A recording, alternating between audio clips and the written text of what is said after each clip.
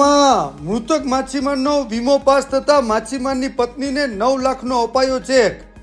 10 માસ પહેલા વરાંગબારા બંદરે જલ વિહાર નામની બોટ, જેમાં માલિક અમૃતલાલભાઈ બીકાની ફિશિંગ બોટમાંથી એક ખલાસી અજય માલજી વણજારા રહેવાસી મહારાષ્ટ્ર જે દરિયામાં ડૂબી જતા એડી થયેલ, જેનો વીમો પાસ થતા આજે તેની પત્ની સરિતાબેનને ₹9,17,325નો ચેક सांसद श्री उमेशभाई पटेल हस्ते आपवामां आव्यो।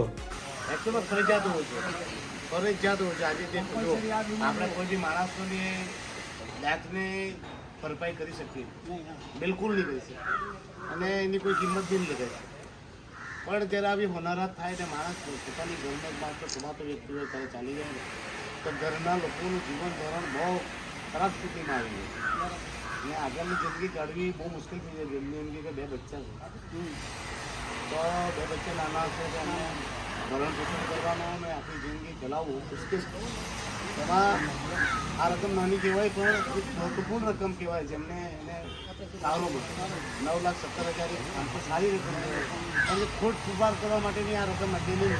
તો માછીમાર ભાઈએ બી બિચારા સરસ કરેલું કે અમે એમના ખલાસીઓની કાળજી લેતા એમણે ઇન્સ્યોરન્સ કરાવ્યો। તો આ બેને વિચારીને હવે આખી જિંદગીમાં પૈસાને સારી રીતે યુટિલાઇઝ કરે તો એમને બચ્ચાઓના ભવિષ્યમાં કામ આવે ને આ તો કામ લાગે ને અને પછી 4 લાખ રૂપિયા છે તે એને વિચારીને જરૂર તો પડે જ। એક દુઃખદ ઘટના ઘટી હતી।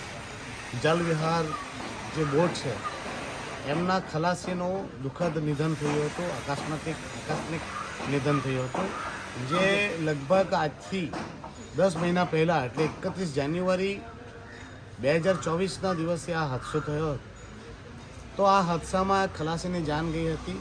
આ જલ વિહાર નૌકા જે છે તેમના માલિકે એ ખલાસીઓનો જીવન વીમા ઉતાર્યા હતા ICICI નાબાર્ડ જે લાઈફ ઇન્સ્યોરન્સ ચલાવે છે તેમાં।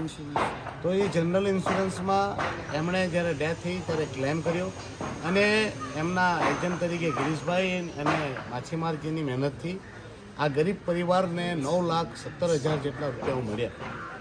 અને કહેવાય છે કે આ ખલાસીના 2 નાના દીકરા છે અને હું એ બાઈને પણ મળ્યો જેમના ધર્મપત્ની છે।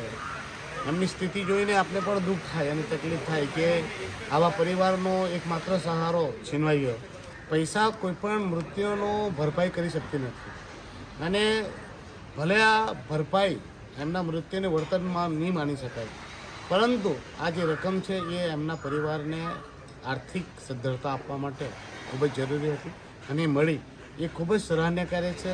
હું તો સરાહના કરું છું માછીમારની, જેમણે આ ખલાસીને પોતાના પરિવારનો વ્યક્તિ સમજીને એમનો જીવન વીમો કરેલો હતો। અને આ માધ્યમથી હું દમણ દીવના તમામ માછીમારોને વિનંતી કરું કે આપણી બોટમાં કામ કરતા જે પણ ખલાસીઓ છે કે જે પણ કર્મીઓ છે તે આપણા જ પરિવારના વ્યક્તિ છે, એટલે એમને એમનો અધિકાર તરીકે એમનો જીવન વીમો સહિતના અધિકાર એમને આપવા ને ભગવાન તમને પણ એના બદલામાં ઘણું બધું આપશે જ। તો બધા જ ખલાસીઓ તેમજ માણસોના વીમા ઉતરાવે જેથી આવી કોઈ દુર્ઘટના થાય ત્યારે એમને પરિવારને સહારા તરીકે એમને કંઈક મદદ મળી રહે। તો આજે 9,17,000 રૂપિયા જેવી રકમ મળી છે અને અપાવી છે તે બદલ આ બંને ભાઈઓનો હું તો આભાર વ્યક્ત કરું પ્રદેશના MP તરીકે।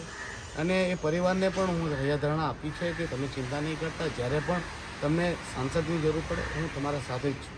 અને મેઘજીભાઈ લાખાજીને પણ તેમનો પણ આભાર કે તેમણે આ કામોમાં સહાયતા આપી અને અમને બધાને એકત્રિત કરીને આ નેક કામમાં અમને પણ જોડ્યું। બસ આટલું જ કહેવાનું કે દરેક લોકો જાગૃત રહો, સચેત રહો અને જ્યારે પણ આવી કોઈ ઘટના ઘટે તેની રાહ જોવા વગર પહેલાં જ તમે જીવન વીમાનો રક્ષા કવચ લઈ લો। ધન્યવાદ।